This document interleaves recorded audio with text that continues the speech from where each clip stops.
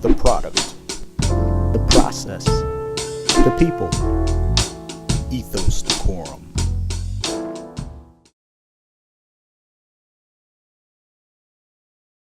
We're gonna have some fun today, so I'm gonna make this little squash dish that I love to do. It's sauteed honey nut squash, which is like a baby variety of butternut squash. It's not really a baby variety, it's just grown to really be a small squash, but it's really sweet, lots of flavor. So we're gonna do that with some sauteed oyster mushrooms, crispy garlic, and dates.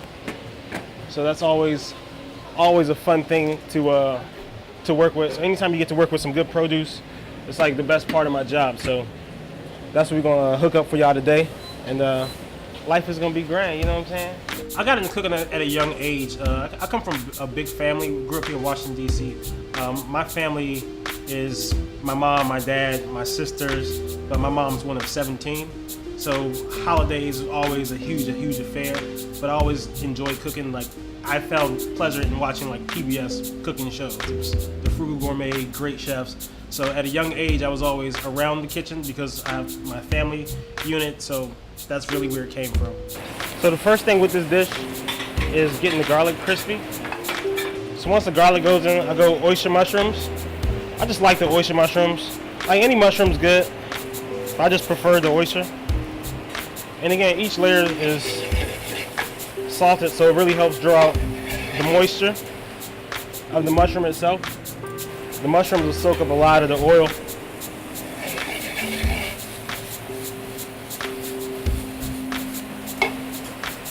So I have some squash already been roasted.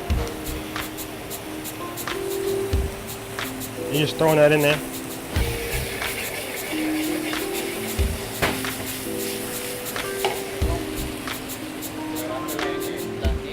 So the idea is you want the garlic to be crispy in this dish, and then we're just gonna take a date, and the date is really sweet, so it just adds a touch of sweetness in, and we just really tear the date up in there, so it adds a little extra layer of sweetness to the dish.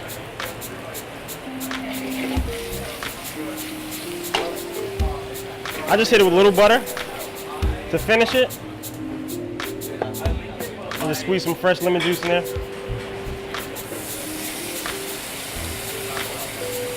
And finish it with some herbs.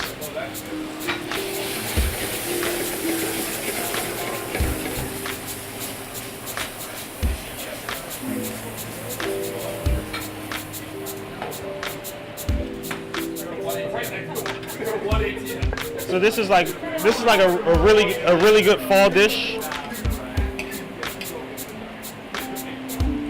So we got a little crispy garlic and a honey nut squash punch with oyster mushrooms and dates. So that's what it is. My first experience working in a restaurant was 16 years ago at a restaurant called Empire in Providence, Rhode Island. I went to school there at Johnson Wales University. So it was really just one of those things where you're trying to gain kind of on-hand experience while balancing the school aspect of it, just getting your education and still kind of get that on-the-job experience, because it helped us out versus classroom experience versus real-world experience. One of the things that makes a good cook is understanding technique, being dedicated. Like, that's the first thing. Like, any job you have, you must be dedicated, and it has to be a lot of passion involved. I can teach you how to cook. I can't teach you how to come to work on time. You know, I can teach you how to clean and stay professional. But these are things that are teachable. So it really becomes down to passion. Like I said, I can teach you how to cook food. I can't show you how to be dedicated.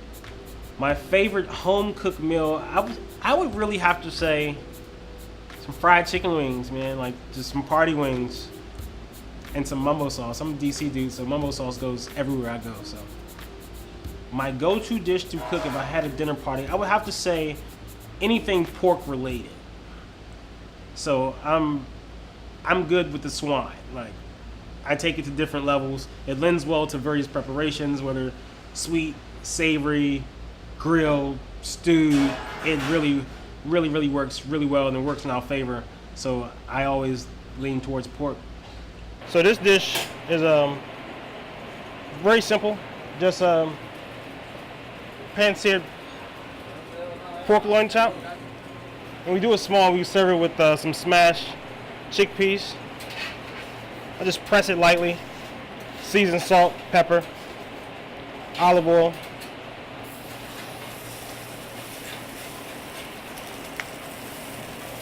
For the side component, we do just some smashed garbanzo beans.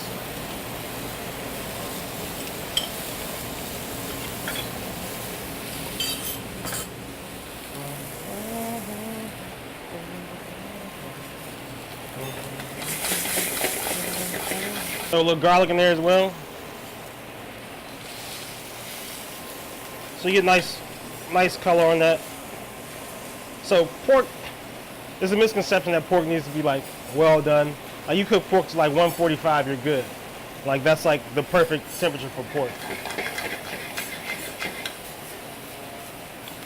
And it's actually healthy. So like you get the pork loins. When people say pork chop, because naturally people think pork is like fat. And there is a lot of fat on pork, but center cut pork is not a lot of fat. It's really lean. Typically, you don't find like the marbling you do like in beef. Pork chop has less fat than a chicken thigh. Like a pork loin chop has less fat than a chicken thigh. So hit that with a little olive oil. You want the beans kind of toasty a little bit.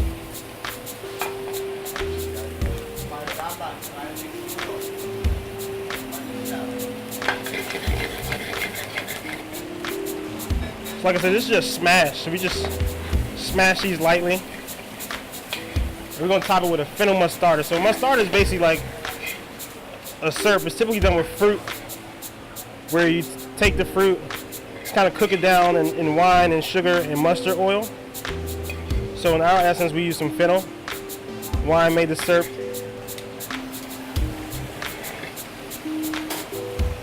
But also like blending flavors, so I'm just add a little bit of it to that same pot I cooked the pork in.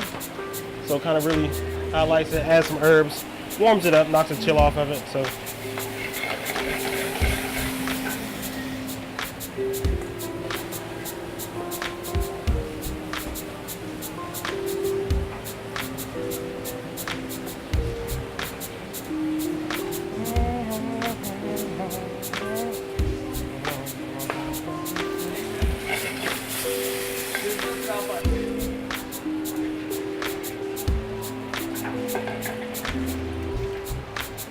that's a little crispy pork and smashed chickpeas with a fennel mustard. So good flavors, a lot of fall in it. Like the fennel brings out a brightness, the mustard with the sweetness, the pork is just tender, and the beans just pair perfectly, man. It's a good dish. Like a lot of the food I do here is really, it's meant to be enjoyed fast, and so you gotta really pack a lot of flavor into it. You can share these things or you can eat it by yourself, but it's really just to pack a lot of flavors in a small bite. So, well, outside of cooking, the last thing I do is cook. Like that's the last thing on my mind is cooking.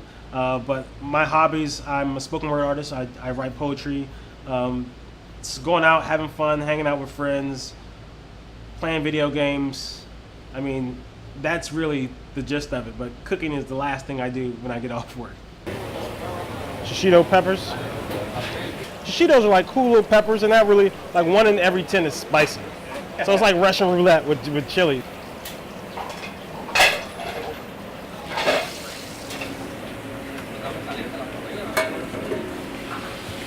So this is that new masterpiece.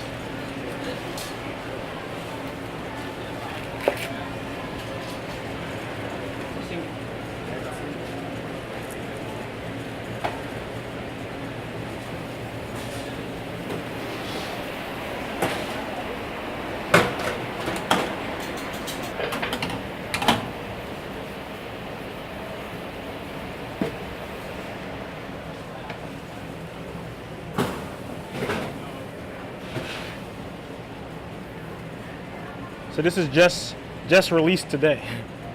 So the chicken and churro dishes, the first day and the first one we sold.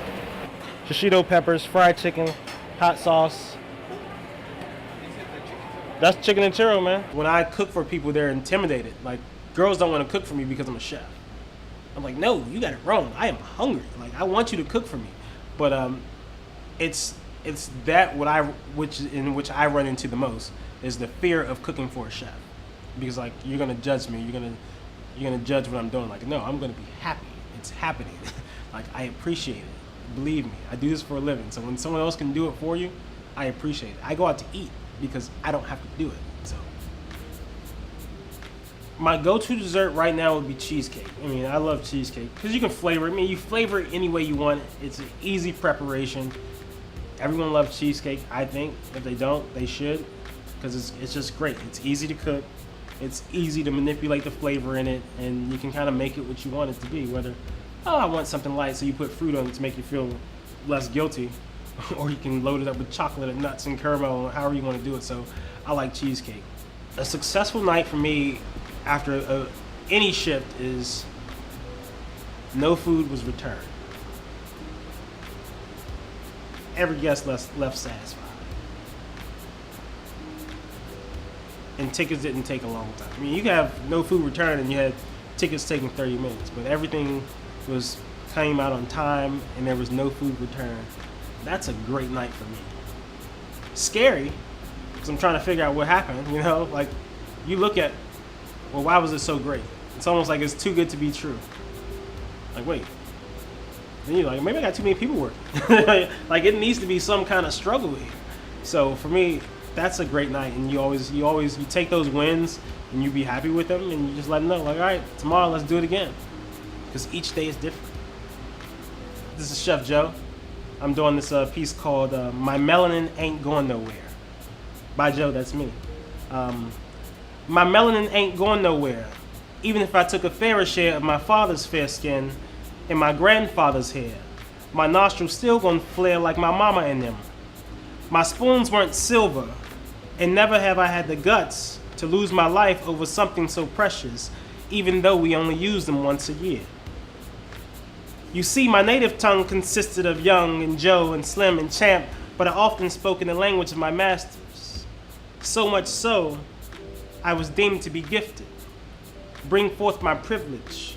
As fast as it was given, it was taken away even quicker, because my melanin ain't going nowhere. I was once told by a woman who couldn't stop her stares that I was amazing to see. I was the first that she had seen in real life and not on the screen. For me, this was rare. While she admired my hair, my melanin offends those who will never understand the never-ending struggle of being this tan. I've witnessed the never-ending genocide of a people that look like me who can't change their fate. So I'll wear the skin until my end, and I dare you to challenge my blackness, because the pride I'll never hide, and I shall never assimilate to be what I am not. I was baptized in this melanin 34 years ago, and it ain't going nowhere. By Joe, that's me.